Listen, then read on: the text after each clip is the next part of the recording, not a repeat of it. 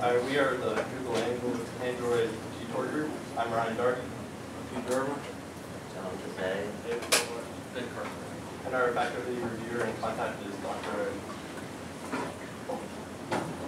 What is Gtour? It uses GPS acquired location to list nearest points of interest. We can also search for points of interest as text-to-speech. We use no specialized database, meaning we pull all of our contact from the internet. We have the history of visited points of interest. We have itinerary mode, voice recording notes, and text notes.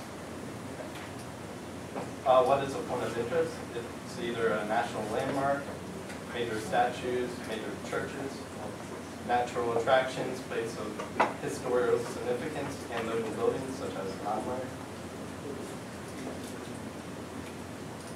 The problems and solutions we face in the project: having to pay for expensive human tour guide. Our application will cost around $1 when we put it up on the Google Android Marketplace. Having to pay for a tour guide every place you travel. Our application is dynamic, it can work anywhere in the world.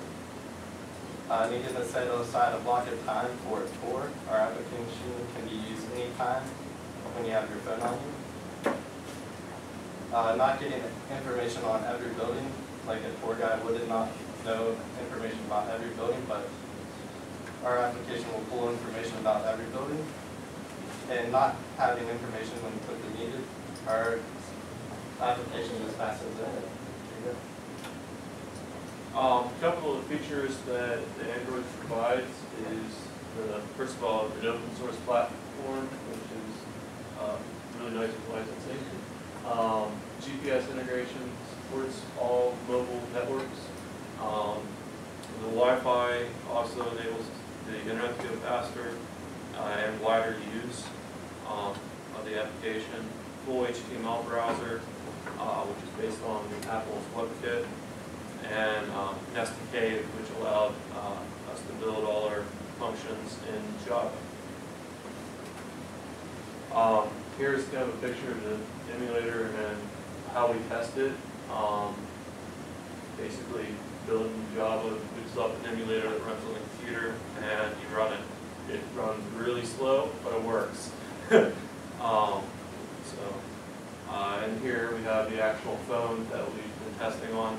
The emulator and real phone testing differences have been, the phone's probably about 50 times faster.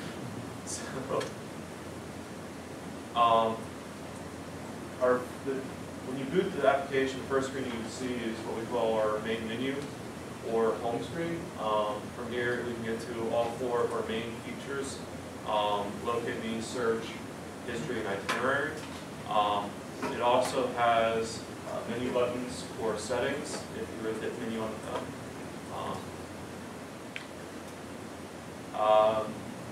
When you hit locate me, what it does is it goes out and uses your GPS location, compares that to information from Google Maps, and then also compares that to Wikipedia. We picked Wikipedia because of the open nature of the data, and also the reliability. I mean, for everyday application usage, Wikipedia was a reliable source. It's also free. So comparing those, it will show you locations that have both those criteria. So it might not show you a small coffee shop around the corner because there wouldn't be a Wikipedia page for it, for example. But the Apple store around the corner, you'd probably be able to look up the history of the Apple store. So that's how it looks. It is searching within a certain radius specified in settings. So you're either looking at 500 meters, 1,000 meters, 1,500 meters. And then once it's done, it shows the search view. So. Okay, this is the search view that you get whenever you finish using that locate me function, or you search for something specifically. The way this works is it looks within the radius he was talking about, figures out what has a Wikipedia entry and then displays it in a list view like this. And obviously, if you're in like a big city, you're gonna have a ton of stuff on there, but if you're in some real tiny town, you might not get anything at all. It just kind of depends on where you are, and obviously the bigger the area, the more stuff you're gonna get. We actually use a Wikipedia parser called Blinky to parse these entries once you click them. And then you come up with a screen that's similar to this, and that will be dependent on, like the Wikipedia article, it'll have different sections for different place, and that, for example, is WVU, so those are the Wikipedia sections you have, and that's a scrollable list. And from there, we use that Blinky API that I was talking about to parse an XML document. And when you click on that, you get a specific